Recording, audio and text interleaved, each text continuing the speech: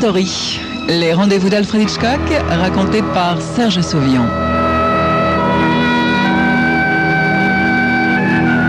Aujourd'hui, la fin du voyage de Jack Ritchie.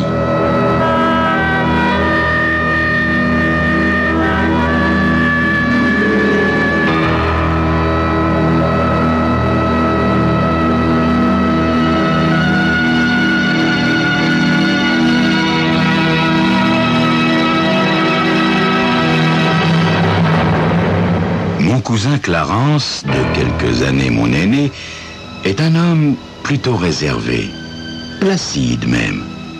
Mais quand il débarque chez moi ce jour-là, à l'heure de l'apéritif, il est complètement survolté. « Mike, tu te rends compte? On a assassiné Elmo. Ça fait 15 ans que je suis shérif adjoint de ce comté. C'est mon premier crime. Et il a fallu que ça tombe sur ce pauvre Elmo. Qui, je me le demande, qui a bien pu en vouloir à ce point à un gardien de décharge publique ?»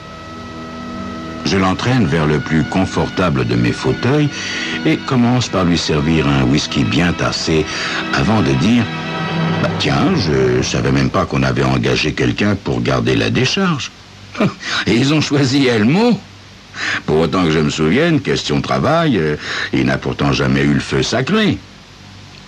Clarence avale une gorgée de whisky en se laissant tomber dans le fauteuil. Tu en connais beaucoup, toi, des gars qui accepteraient de travailler pour 2,80 $ de l'heure? Elmo, lui, il a bien voulu. Faut dire qu'il n'avait pas grand-chose à faire. Juste veiller à ce que les gens ne répandent pas leurs cochonneries partout. Et puis, la décharge n'est ouverte que les mercredis et samedis, de 13 à 17 heures. Comme les temps changent.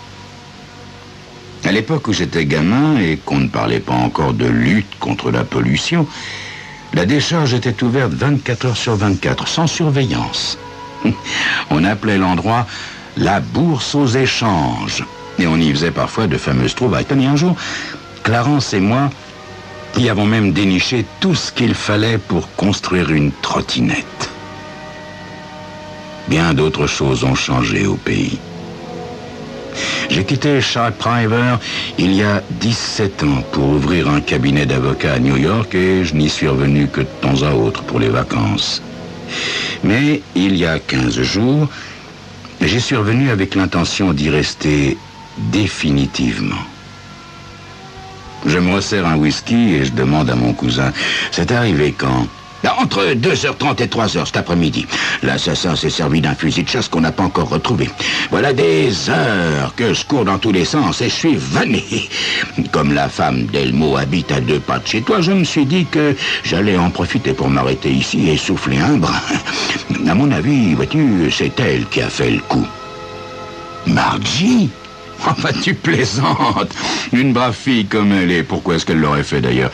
Elmo ne devait pas avoir un sous-vaillant. Mais c'est juste, concède Clarence. L'argent de l'assurance couvrira tout juste les funérailles. Mais Elmo était un ivrogne patenté et d'après ce qu'on raconte, il aurait souvent eu la main leste envers sa femme. J'en connais qui enverraient leur mari à patresse pour moins que ça. Remarque que d'un autre côté, il est possible que ce soit le syndicat qui l'ait supprimé. Le syndicat? Quel syndicat? Clarence hausse les épaules. N'importe lequel, il doit en exister des douzaines, je suppose. Non mais, Clarence, pourquoi un syndicat irait-il s'en prendre à Elmo? Voyons, ça n'a aucun sens. Clarence réfléchit quelques secondes, puis une étincelle s'allume dans son regard. Sait-on jamais? Et si Elmo faisait partie d'une filière de drogue? Et s'il avait un matelas cousu d'or? Oh non, là tu dérailles complètement, mon vieux Clarence. Si Elmo était plein aux as, tu crois vraiment qu'il ne boirait que de la bière bon marché? Clarence plisse le front d'un air buté. Bon, alors j'en reviens à ma première hypothèse. C'est Margie qui lui a réglé son compte. Tiens, justement, je dois aller lui poser encore quelques petites questions. Tu m'accompagnes? Pourquoi pas? Je n'ai pas revu Margie depuis un bon bout de temps, mais, pour reprendre un vieux cliché, les années n'ont guère eu de prise sur elle.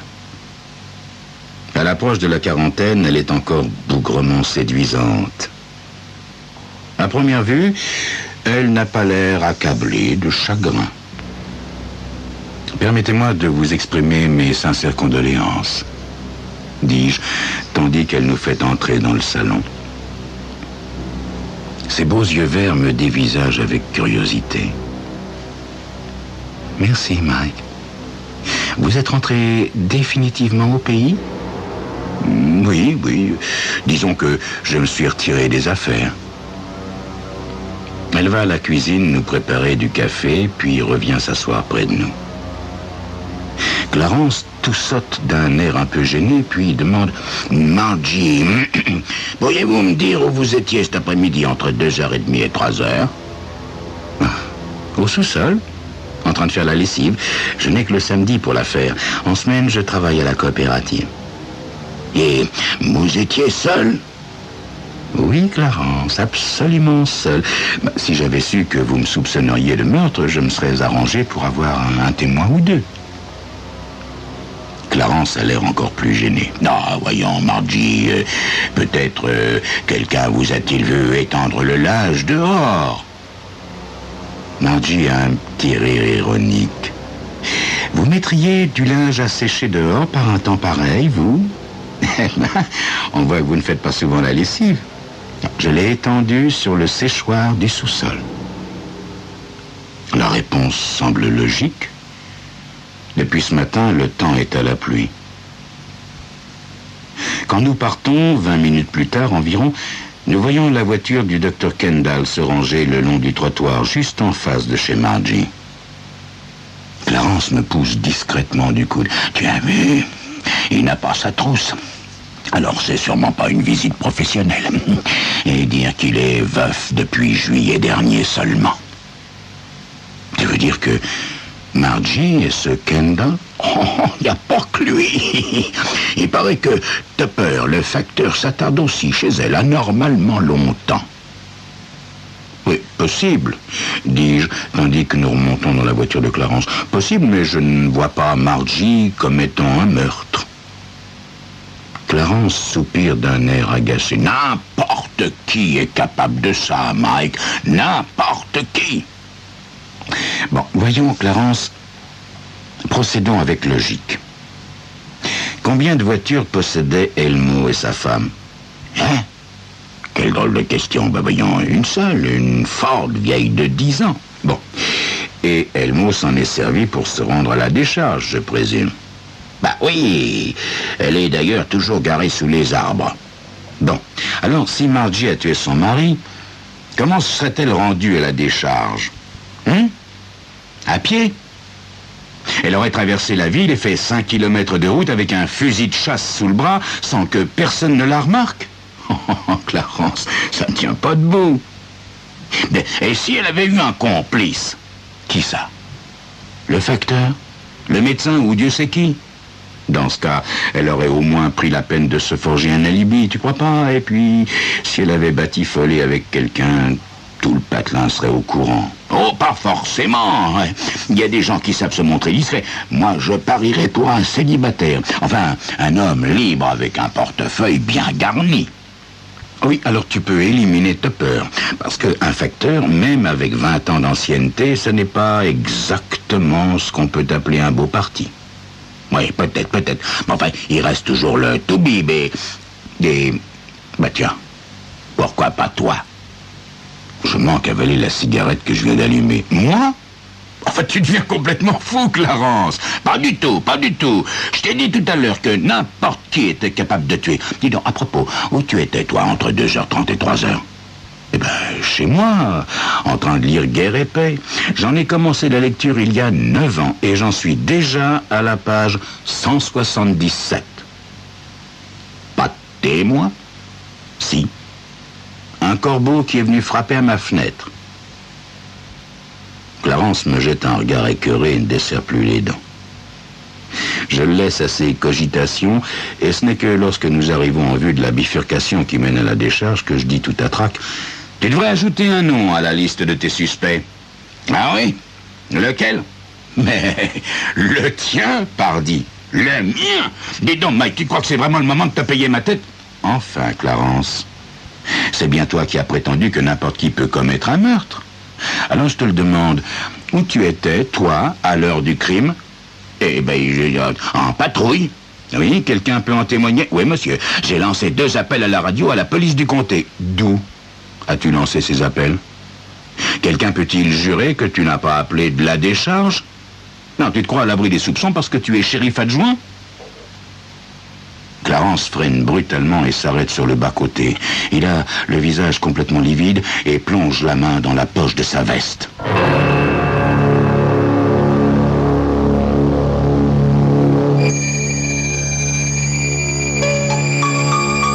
Oui. Comme l'a dit Clarence, tout le monde peut commettre un meurtre. Mais tout le monde, ça fait beaucoup de monde. Alors, un peu de patience. Attendez quelques instants pour y voir plus clair.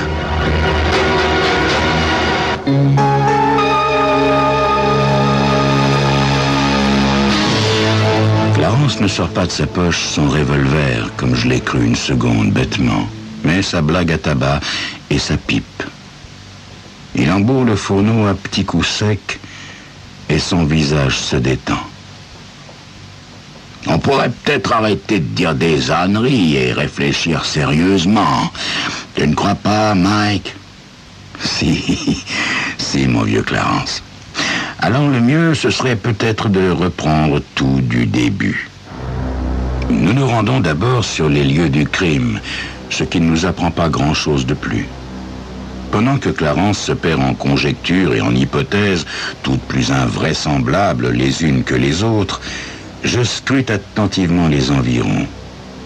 Je repère une poêle à frire en téflon presque neuve et un presse-papier en bronze. Mais je me retiens. Nous passons le reste de la soirée chez Clarence. Au bout de 2 heures de discussion, mon cousin me dit en bâillant: tu sais, le seul moyen de savoir si Margie est vraiment dans le coup, ça serait d'attendre la fin de sa période de deuil pour savoir qui elle va épouser. Évidemment, c'est une méthode comme une autre, dis-je en bâillant moi aussi.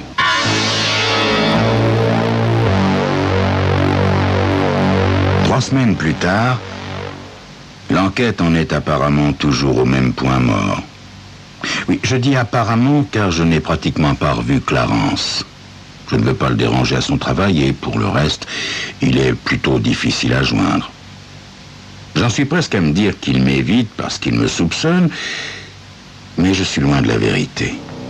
Un soir, il débarque chez moi sans crier gare avec dans les yeux une lueur que je ne lui ai jamais vue. Je n'ai même pas le temps de lui servir un verre qu'il m'annonce: j'ai demandé à Margie de m'épouser. Tu as quoi? Tu as parfaitement entendu, Mike. Je voulais éclaircir cette affaire une bonne fois pour toutes. Donc, si Margie avait eu un complice qu'elle comptait épouser plus tard, elle m'aurait repoussé. Oui.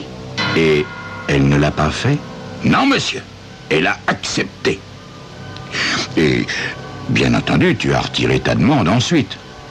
Eh ben, mon bon vieux Mike, figure-toi que non. Je me suis dit qu'après tout, j'étais largement en âge de me marier. Et puis, j'ai toujours un faible pour Margie. C'est une femme du tonnerre, tu sais. Bien sûr, nous attendrons décemment 6 mois avant de célébrer les noces. Je ne peux m'empêcher de sourire. Dis-moi, Clarence, c'est bien toi qui as dit qu'il suffirait d'attendre de voir qui Margie allait épouser pour connaître le meurtrier de son mari. Clarence bondit de son fauteuil. « Mike, tu crois tout de même pas ?» Je m'empresse de le rassurer. « Mais non. Question de logique. Si Margie et toi aviez combiné ce meurtre, je pense que vous ne l'auriez pas fait sans vous être d'abord fréquenté avant. Mais tu as beau dire qu'il y a des gens discrets dans ce patelin, tout se sait très vite. » Et pour le rassurer tout à fait, j'ajoute, tu sais, plus j'y pense, plus je suis convaincu que le crime a été commandité par un syndicat et que nous ne découvrirons jamais l'assassin. Oui, dit Clarence, la mine réjouie. C'est ce que je me dis, moi aussi. Bon, maintenant, il faut que je te laisse, hein. Margie m'attend. Je le regarde s'éloigner en me disant que s'il savait... Oh oui, mon Dieu, s'il savait. Si je suis revenu au pays après 20 ans d'absence et fortune faite, ne croyez pas que ce soit dû à ma brillante carrière d'avocat. En tant qu'homme de loi, j'ai plutôt raté mon coup. Je vivotais péniblement jusqu'au jour où un de mes clients, que j'avais fait acquitter, m'a appris qu'un certain Leland Morrison engageait des tueurs pour le compte du syndicat et que le tarif pour un meurtre avoisinait les 20 000 dollars. Moi, je n'en gagnais pas autant en une année. Je me suis donc présenté à Leland Morrison sous une fausse identité et je lui ai offert mes services. Au début, on m'a chargé de petits crimes sans importance, mais je suis assez vite monté en grade. Au bout de 3 ans, j'avais accumulé assez d'argent pour vivre de mes rentes. Je n'ai pas de gros besoins et, bien entendu, pas d'impôt sur le revenu à payer. Alors j'ai tout simplement décidé de disparaître de la circulation et de revenir à Shy Private pour y passer le restant de mes jours en toute quiétude. Comme personne ne connaissait ma véritable identité, ni le lieu où je m'étais retiré, j'étais pratiquement certain de jouir ici d'une longue et paisible retraite. Seulement voilà. Il n'était pas arrivé depuis une semaine que Leland Morrison a fait son apparition tout sourire. Son but? Me faire chanter, évidemment. En échange de 150 000 dollars, il tairait mon petit secret au syndicat. Mais comme je ne traite pas avec les maîtres chanteurs, je l'ai abattu. Une fois mon forfait accompli, je me suis dit que la meilleure façon de me débarrasser du corps était de le jeter dans la décharge.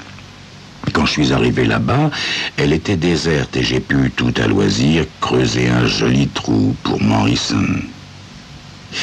Oui, mais j'ignorais que la municipalité avait engagé un gardien. Le corps de Morrison n'était encore qu'à moitié recouvert quand j'ai vu surgir Elmo. Alors, bien évidemment, il m'a fallu le supprimer aussi. Pour ce qui est de Morrison, j'ai pu finir le travail assez rapidement et même niveler le terrain. Mais il n'était pas question de perdre mon temps à enterrer Elmo en prenant le risque de me faire surprendre à nouveau. Dans ce cas, j'aurais dû tuer encore et encore. Or, je vous l'ai dit, je suis revenu à Shy Private pour y passer une retraite paisible. Et puis, j'ai toujours détesté travailler pour rien.